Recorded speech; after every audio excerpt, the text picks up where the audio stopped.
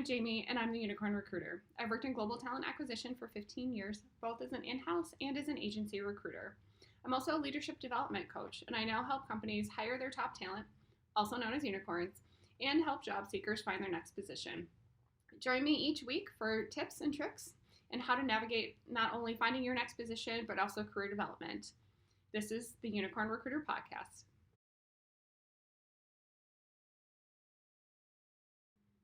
Hello, welcome to the Unicorn Recruiter Podcast. Today we're going to talk about internal versus external hiring. So one of the questions that I got asked most recently was, why did this company post this job externally? I went through their 7 interviews, which again, interviews, another topic for another day, but I went through their, multi-step interview process, and then they told me that they just hired someone internally. So why did they even post it if they were just going to hire internally? So here's a couple of things. I'm not going to get into EEO, Equal Employment Opportunity. That is a whole other topic. You can Google it and kind of get the idea, but for a couple of reasons. So, if there's a publicly traded company, federal contract, they do any type of federal government contracting work, they are typically required to post all jobs, for a set amount of days. They can kind of set the process, but, post all jobs internally and externally. It's just kind of a standard.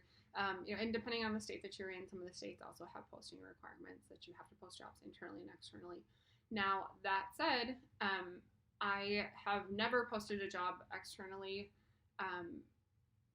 knowing that I was only going to hire internally. We may have known that we had internal candidates. We may have had very highly prioritized internal candidates.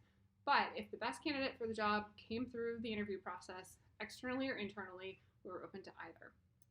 So here are a couple of things to keep in mind when you're looking at why a company would hire internally but post something externally.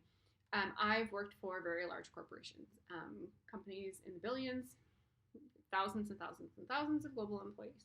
There is no way for one recruiter, one hiring manager, for every recruiter, every hiring manager to know all of the candidates in that company in every department. It's just not possible.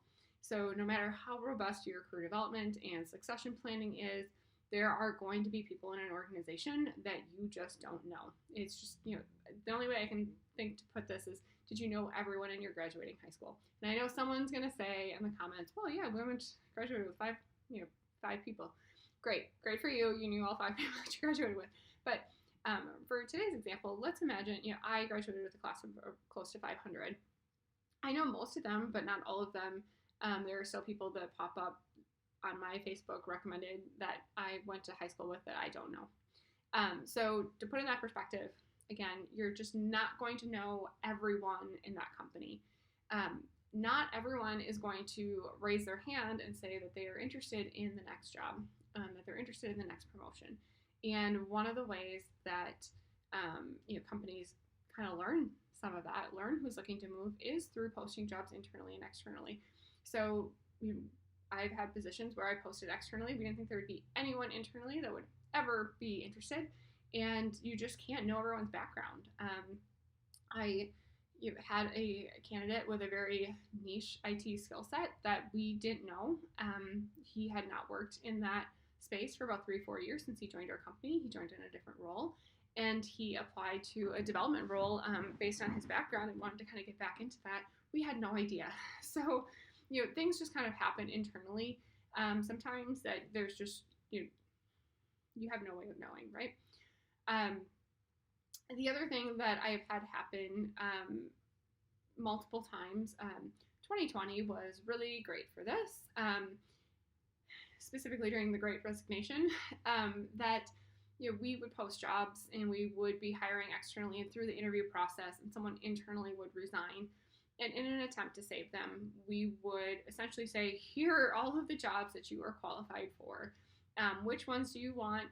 You're going through the interview process, but it's expedited. You're meeting with this hiring manager. If you want it, here's the job, here's the offer. We did different things to retain really great talent internally. And I would say that probably happens, outside of the Great Resignation and outside of 2020. Managers and teams and companies want to retain really good talent. So if someone's leaving and they haven't voiced their interest in a promotion or different roles in the company, or maybe they have and they've just been passed over or something has happened, companies will do what they can to retain a candidate, and it may not even be that specific role that you're interviewing for, but it may be that role's budget. So, things just happen, right?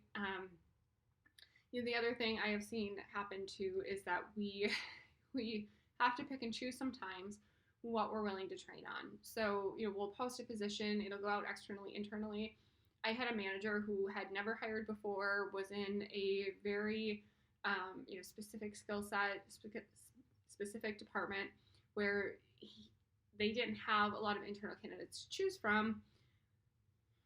There were maybe 8 people globally that were working in the company in a similar role.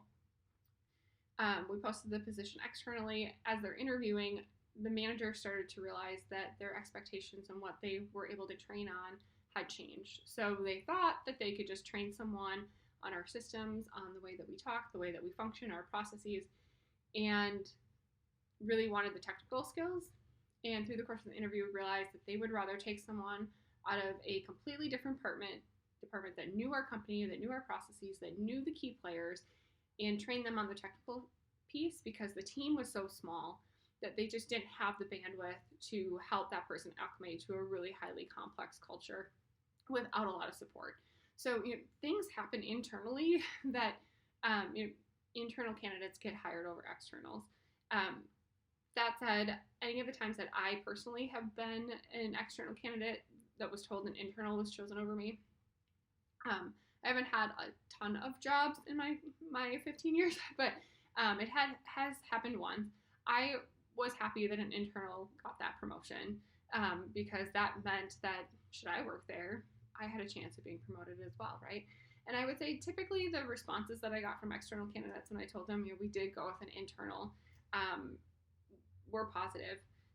But I had also told those candidates throughout the process, we are interviewing externals and internals, so that they knew that they, one, they weren't the only candidate for the role, there was competition, and two, that they were up against internal candidates as well.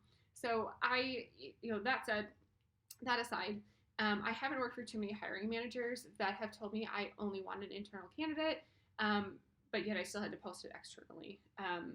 In fact, I don't think I've ever had a hiring manager tell me that they would only hire internal candidates.